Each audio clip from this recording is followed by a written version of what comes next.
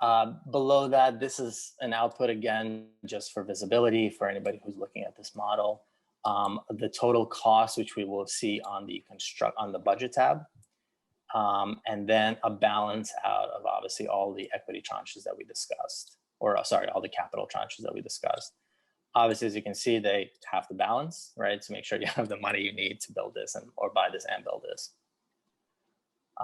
Moving over to the top to the right. So we have an Pro-Forma here for stabilization. This is where I mentioned earlier, it's dealer's choice.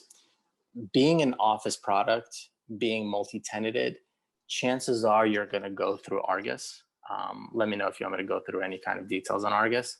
Okay. I have it as well. I can open it up, but it's a software, right, that you plug in your assumptions, you plug in your rent roll or your expected rent roll, and it basically does the pro forma for you. I know it's, some people have an aversion to it because it doesn't allow for more flexibility. However, it does allow for more detail. So that's really, the double-edged sword there. I would argue, my personal opinion, the more complex your office product is, meaning the more tenants you have, the more nuance you have about leasing and staggering timelines, the more likely you prefer to go with Argus. Sure. Again, it's a little more painful in terms of editing on the fly, but the flip side of it is that it's definitely more accurate than anything you would probably be able to build in Excel quickly. Makes sense. That is. Makes sense. So with that, this is really a summary of where you expect to land. And a lot of this is actually pulling from the Argus, which Argus lets you pull in Excel tabs basically as an outputs. So it's the Argus drop. It's, let me see. Yep. So they basically give you their leasing assumption, or you plug in and they give you an Excel version of it. So you can integrate it back into your Excel on both the assumptions, the leasing summary, and the base rent.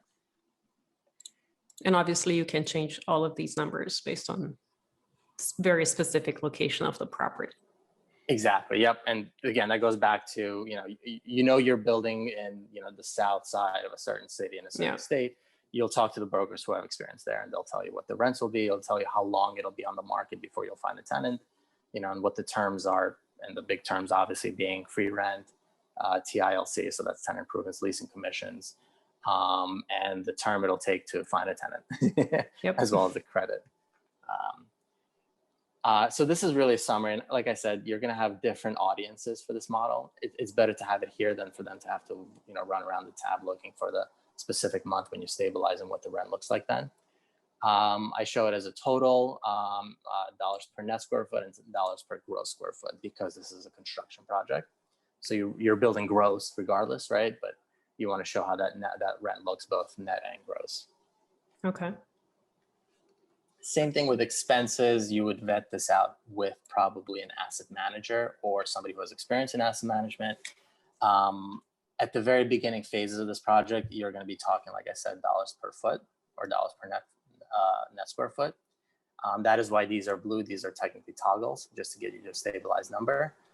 I would say as you're getting more refined, as you know exactly what you're building, as the market or as the project matures, you're going to be a little more fine-tuned on these numbers, right? So for example, cleaning contracts. Once you have a contract in hand signed, you'll know what exactly this number looks like. Mm-hmm. Until then, somebody who has asset management experience, like, whether you hire through Bullpen, whether you have somebody internal, or you have a third party doing that for you, they'll be able to tell you, right? It's $1.50 to $2 a foot, something like that. And below that, this is a very simplistic timeline because it is construction. Obviously, there's multiple phases.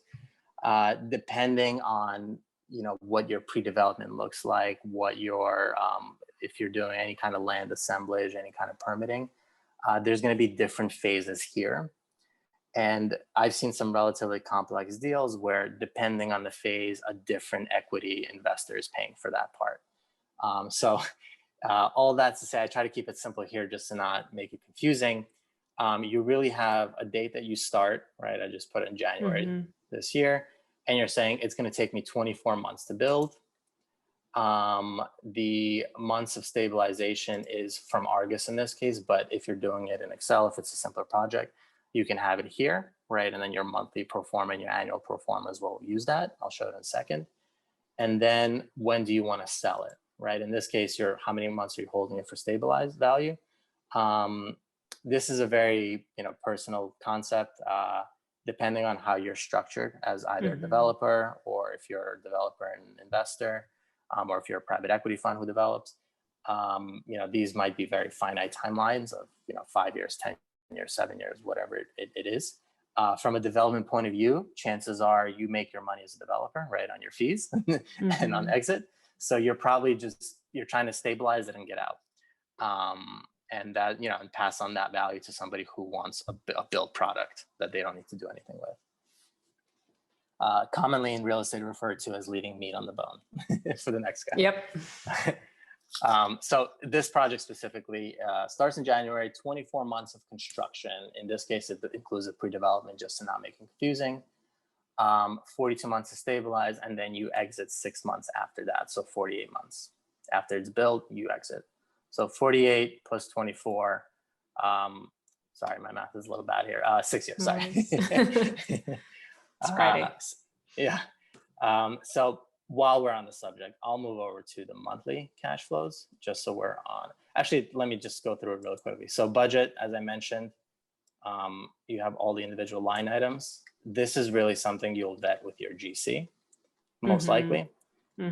It's a relatively, I don't think there's any, frankly, in terms of expertise of building it, I don't think it's anything that crazy, right? It's like any other cost, like your personal family or, monthly budget is how you built this.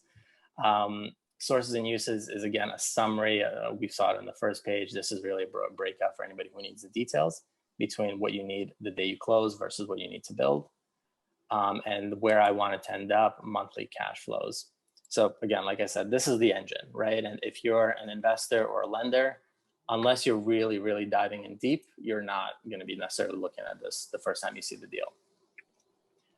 The goal here really is to show every single month from the first month of funding where the property stands. Obviously, these are all zeros because you're in construction phase. There's multiple ways to do this kind of formula, but in relation to what I was talking about, linking to the durations, I like to do a formula where it tells me like, okay, well, month 7, you're still in construction. Yeah. And a lot of these formulas here will actually be driven based on what this cell says, right? So as you're going through construction of 24 months, then it realizes, all right, month 25, as we discussed, begins the lease up, 48 months, stabilize, and then whenever you exit this will go for 7 years. Yep, so right. 1 year more, so you have the future NOI. The goal here is obviously, you say, okay, well, how quickly do I, if I want to exit as an investor or as a lender, right? Like, what is my risk of waiting until before stabilization, right? At what point in lease up do I hit the yield that I need to be, or at what point am I operationally profitable? You'd be able to see it here.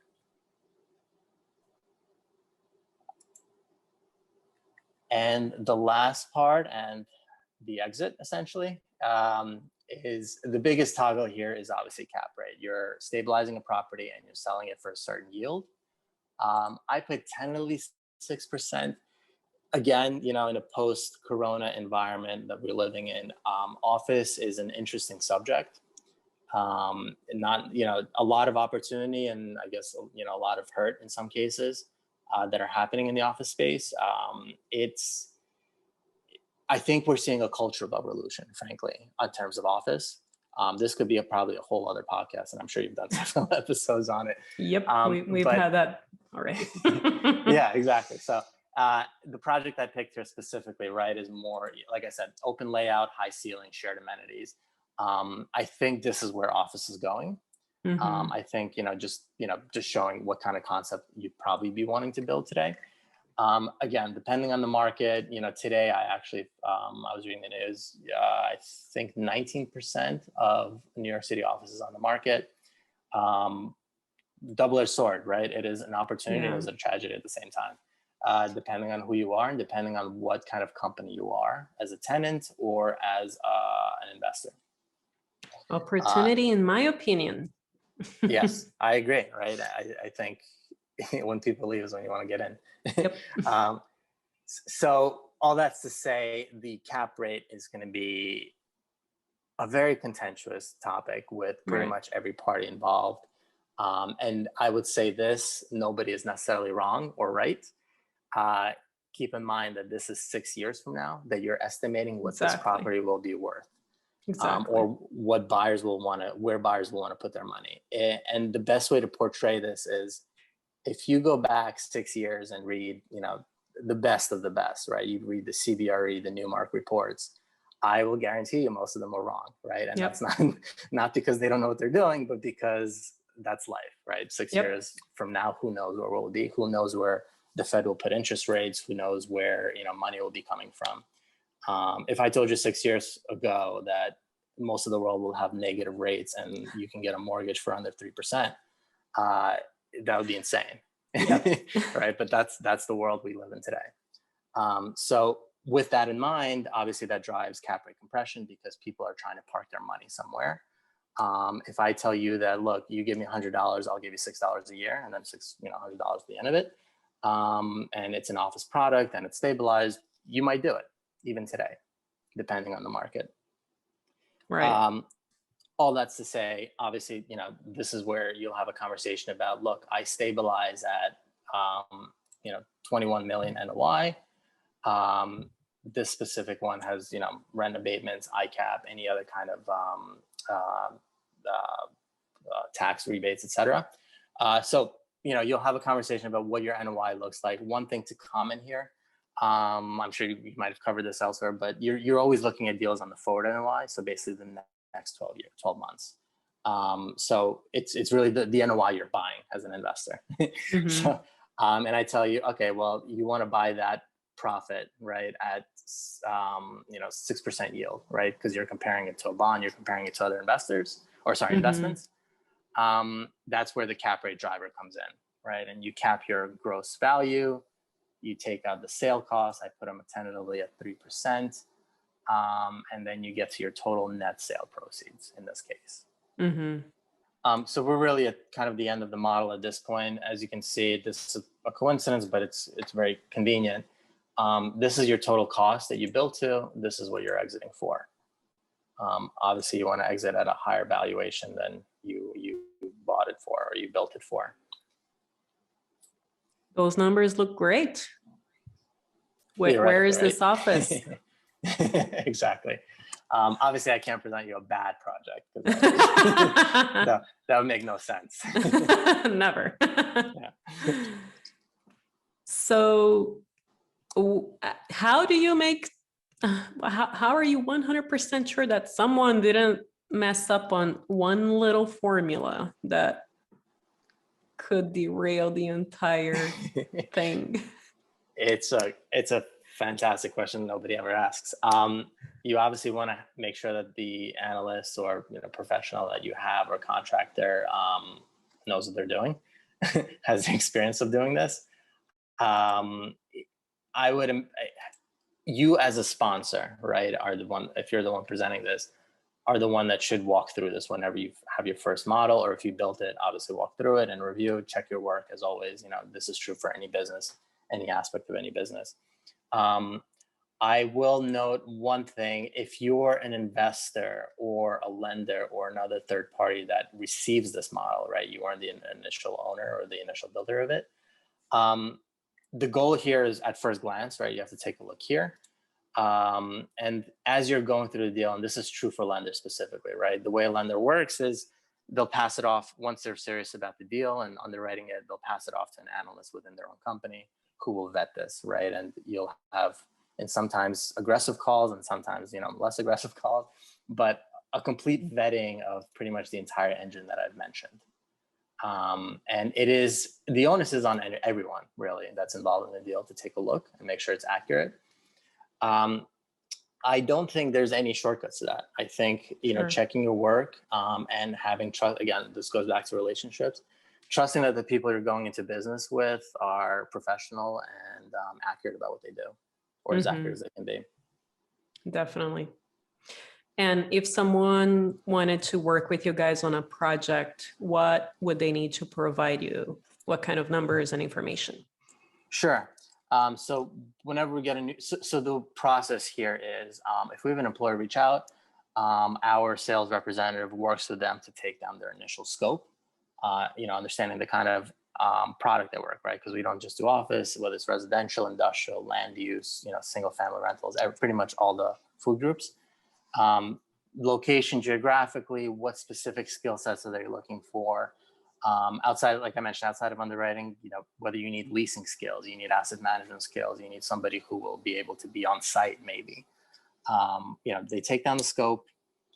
We go through our pool of freelancers to see who has the skill set and who's available and within the rate that the employer wants to pay. And we make that introduction. There's an interview, obviously, to make sure that everyone understands the scope and everyone's comfortable with it. And if the relationship is okay, we create a contract, and then you can work directly with the freelancer from then on. In terms of what gets provided to the freelancer or the professional, if I were the underwriter, right, if somebody asked me to underwrite this deal for them, the big things I would ask, obviously the location, obviously what they're trying to build. Construction costs usually get provided by a client.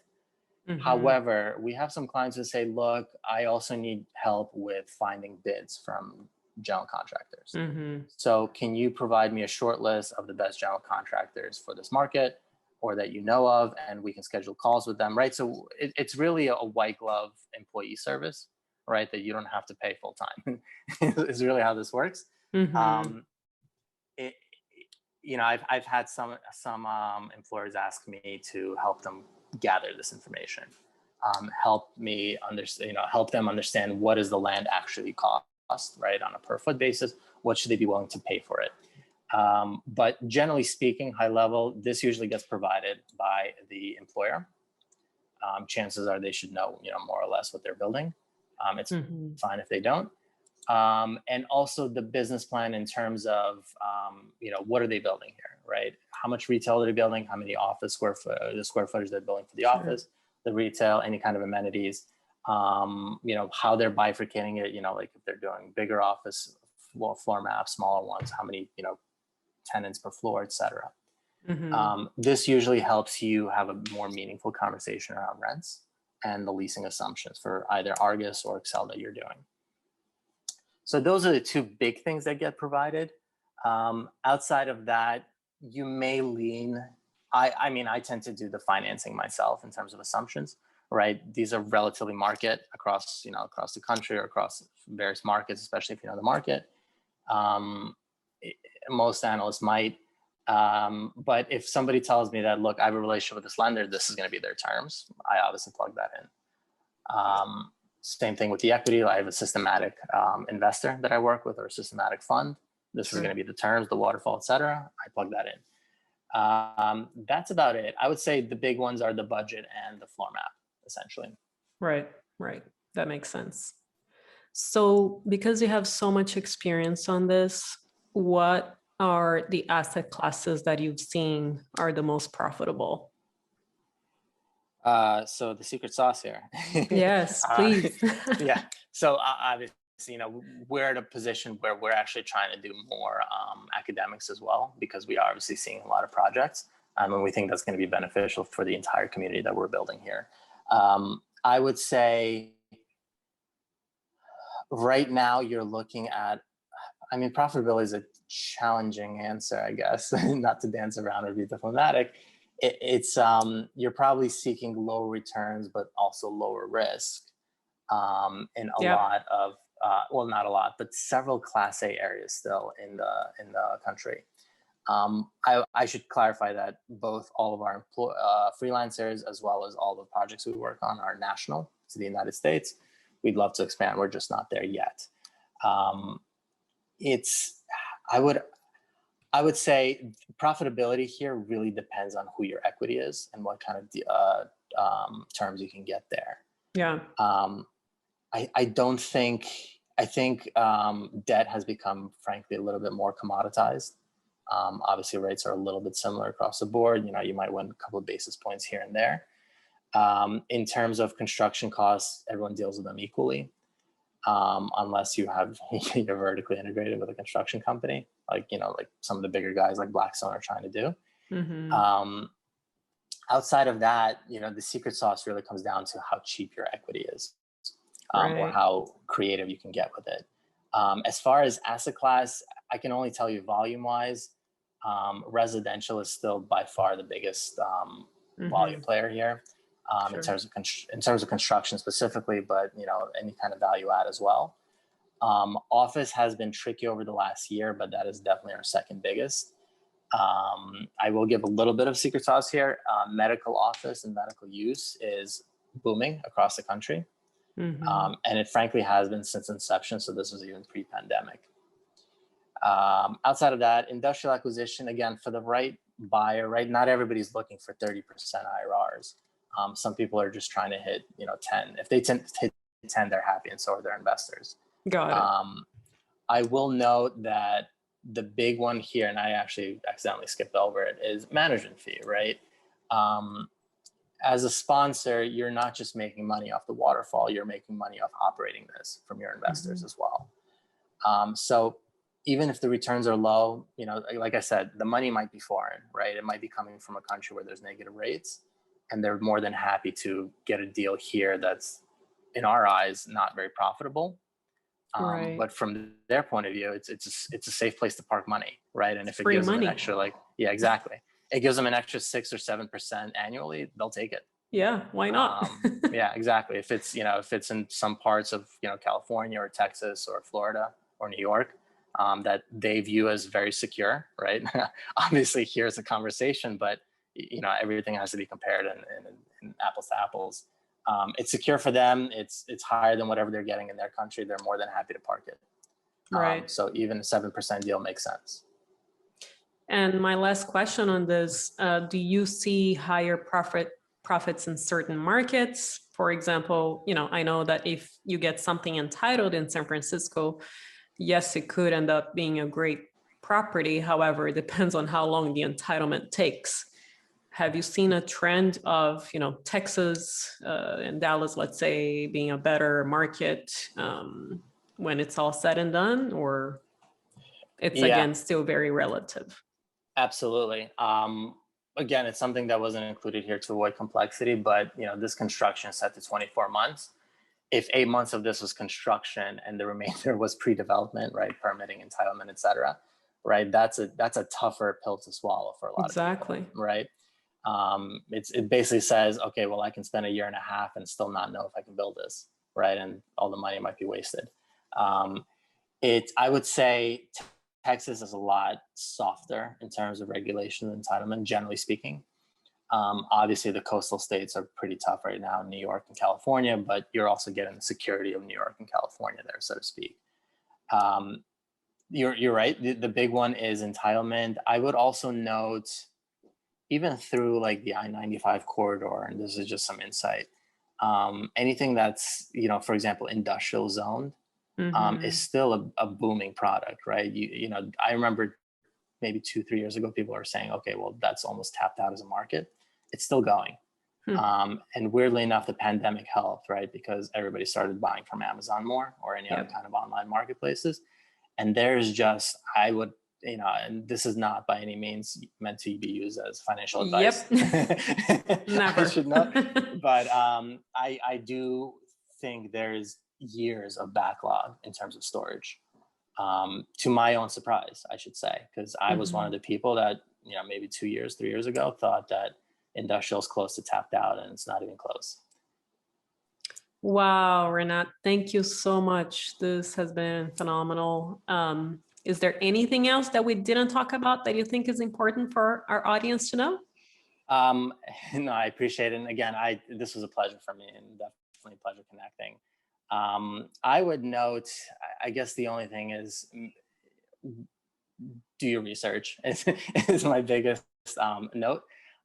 Make sure that your numbers are vetted. That's obviously the biggest priority in most deals. I would say 90% of the deals I've seen die because of miscalculations in either cost or rents or pro forma. Thank you. That's Yep. another golden nugget right there.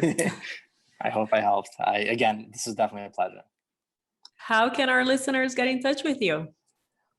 So I am available as well. If you want to email me, it's renat@bullpenre.com. If you're interested in Bullpen, we're more than happy to speak to you. That's support@bullpenre.com. And that is B as in boy, ULLPEN. And all of these links will be under show notes as well. Great. Yep, that's it. Renat, thank you so much for making the time for joining us today and going over all of these details and my great questions regarding market and I love doing everything this, so else, I asset appreciate classes. Thank you. Awesome. Thank you.